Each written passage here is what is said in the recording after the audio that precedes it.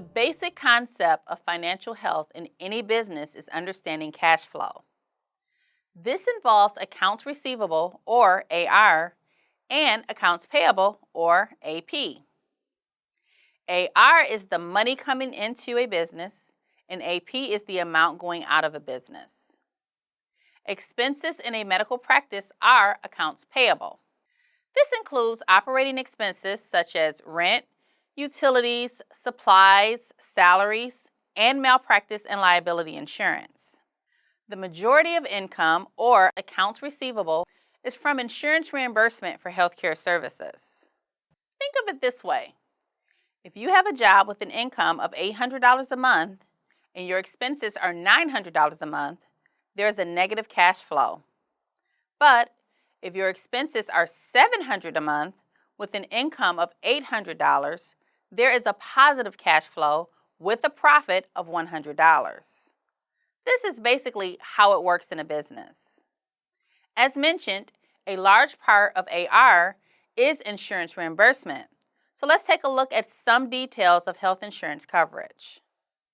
For patients who do have an insurance policy, their covered healthcare benefits can vary depending on the plan. Benefits are the services that are covered. The key to insurance coverage and payment is medical necessity. A medically necessary service is reasonable and consistent with the standard of care for treatment of a disease or illness.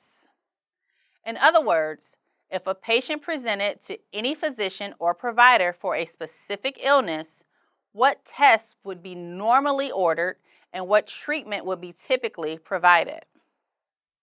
Standard of care is what the majority of providers in the same specialty and region would do to address the same illness or disease.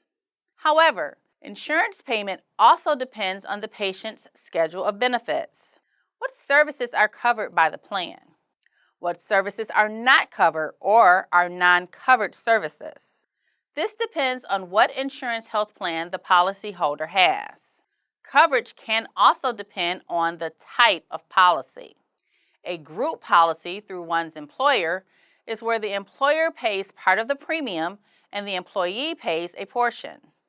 The patient could have an individual policy, could be covered by disability or automotive insurance, or be receiving workers' compensation. For example, if a patient is injured at their place of employment, treatment would be a non-covered service through their group insurance plan. Instead, medical care would be covered through their employer's workers' compensation plan, which we will discuss in greater detail later. But first, in the upcoming segment, we will discuss managed care and some other health care plans.